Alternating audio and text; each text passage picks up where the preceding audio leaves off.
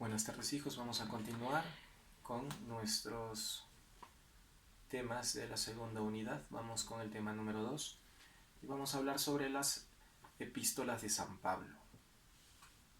¿Qué es una epístola? Es una carta, ¿no? Entonces son las cartas que escribió San Pablo a las iglesias que él fundó. ¿Qué significa iglesias que él fundó? No sé, que eran sectas, ¿no? O que eran otras iglesias fuera de la católica. No. Sino que Jesucristo, cuando asciende a los cielos y envía el Espíritu Santo, da una orden a los apóstoles. Y como cabeza de los apóstoles pone a Pedro, es decir, el Papa. Y les dice: id por el mundo entero y anunciad el Evangelio a todas las naciones, bautizándolas en el nombre del Padre, del Hijo y del Espíritu Santo, ¿no? A quienes le perdonen los pecados le quedan perdonados, a quienes se los retengan le quedan retenidos. Bueno, lo sabemos ya. Entonces los apóstoles comienzan a ir por todos los lugares del mundo antiguo. Estamos hablando del Asia, de Europa, y comienzan a evangelizar a los judíos que habitan en esos lugares. Pero hay un personaje que era Saulo, que era el que se encargaba de perseguir cristianos, de matar cristianos, ¿no? Pero este se encuentra con Cristo. Cristo ya había ascendido a los cielos, y entonces ya estaban las comunidades cristianas avanzando. Y este Saulo, cuando va a un lugar, a Damasco, para perseguir más cristianos, atrapar a más cristianos, tiene una aparición, una visión, y es Jesús que se le aparece y le dice: pues, Saulo, ¿por qué me persigues? Y Saulo le dice: Señor, ¿y quién eres tú? Yo soy Jesús a quien tú persigues. Y desde entonces queda ciego. Entonces le da la orden a Saulo de que vaya a tal lugar, que luego irá un tal Ananías y le devolverá la vista, y este Saulo se convierte y se bautiza cristiano y deja de llamarse Saulo y se convierte en Pablo, San Pablo, que desde entonces da su vida y dedica su vida entera a predicar el Evangelio. Pues este Pablo comienza a viajar, tiene 4 viajes. Hace sus viajes espectaculares. Fíjense, tiene 4 viajes. Hace viajes por barco y viajes por tierra.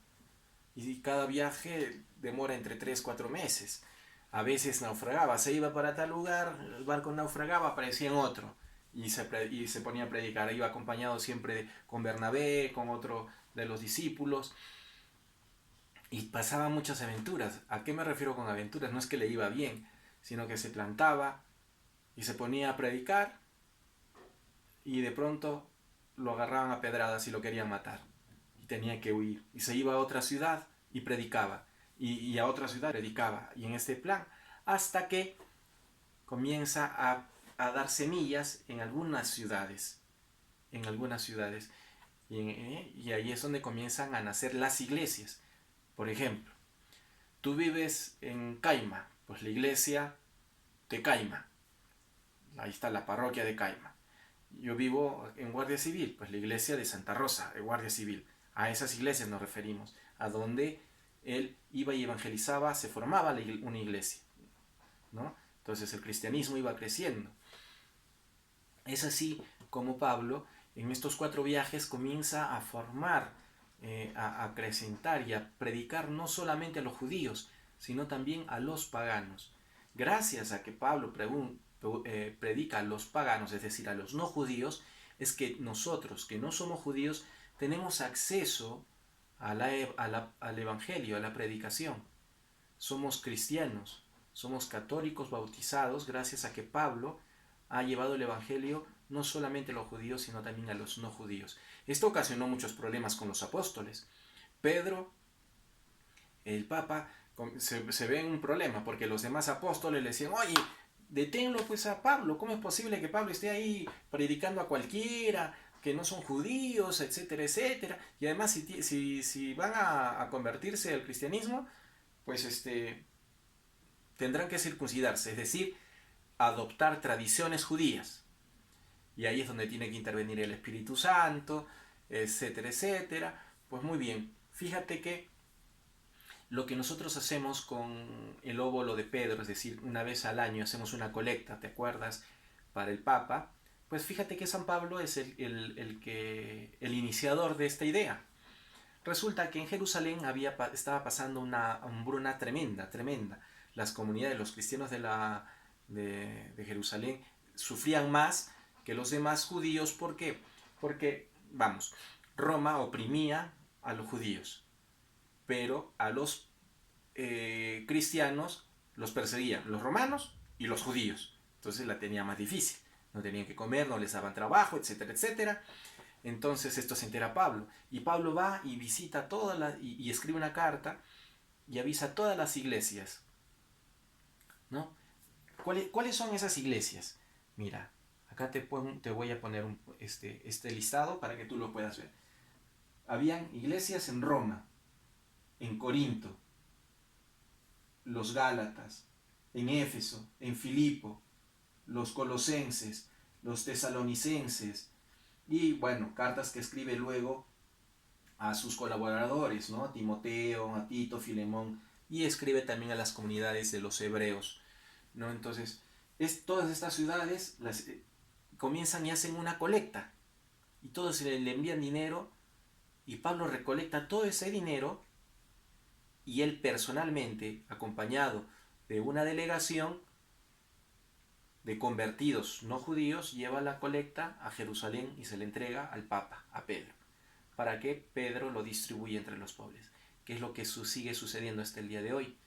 Todas las colectas que hacemos a nivel mundial llegan a través de nuestros obispos, es decir, los apóstoles como Pablo, al Papa, y el Papa distribuye el dinero con los pobres, atendiendo a los orfanatos, las casas de ancianos, hospitales y una infinidad de servicios públicos que tiene para los más necesitados, en fin. Entonces, Pablo escribe todas estas cartas. Escribe una carta a las comunidades de Roma.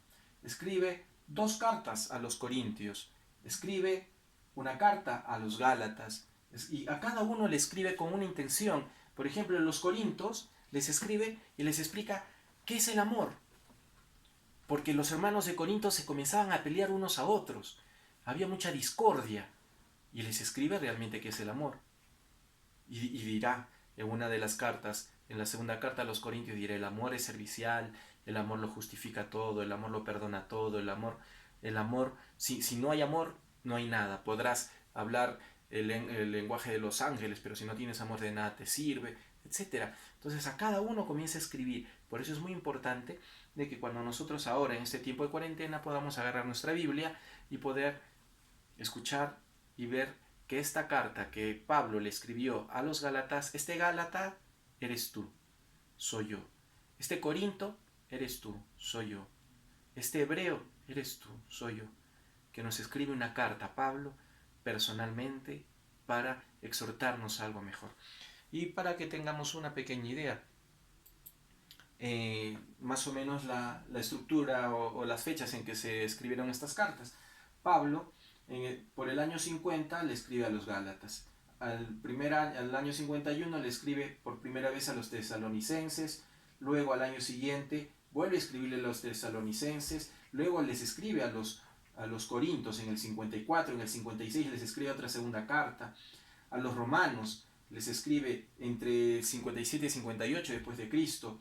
A los efesios, a Filemón, y así comienza a escribir más o menos hasta el año 70, que es aproximadamente el año en que matan a Pablo.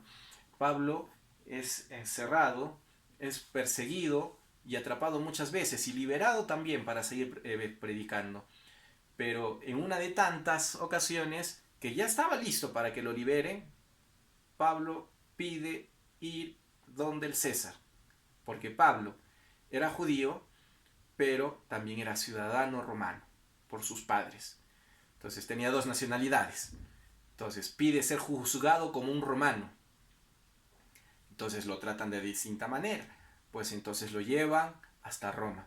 Es allí donde lo meten a la cárcel muchos años y donde comienza a escribir con ayuda de Lucas muchos libros, muchas cartas, y también es allí donde al final dará gloria a Dios con su muerte. Pablo morirá decapitado, no puede morir de otra manera porque es romano. Habíamos explicado en alguna ocasión de que la muerte de cruz solamente era para aquellos que no eran romanos, era la peor de las muertes. Y como Pablo era romano, ciudadano romano, su muerte era por traición, decapitado. Pero Pablo entendió que en esta ocasión es así como daba la vida. Y escribe, y hay una frase que a mí me gusta mucho. Dice: he jugado la gran carrera, he llegado a la meta y recibiré la palma de la victoria. ¿Qué dice con eso? Que la muerte es llegar a la meta para recibir la palma de la victoria. ¿Y uno qué hace con la victoria? ¿Se queda ahí nomás en la meta? No. Vive feliz, ¿no? Pues después de la muerte, con la palma de la victoria, es decir, la felicidad eterna, podemos seguir viviendo para siempre, felices, en el reino de los cielos. Ánimo, hijos, que el Señor les bendiga. No se olviden de suscribirse a mi canal para seguir haciendo videos para poder continuar con nuestras clases. Y no te olvides también de que cuando envíes las actividades, en el correo que envíes, en el asunto tienes que poner tus nombres completos con tu grado y sección. Que Dios te bendiga.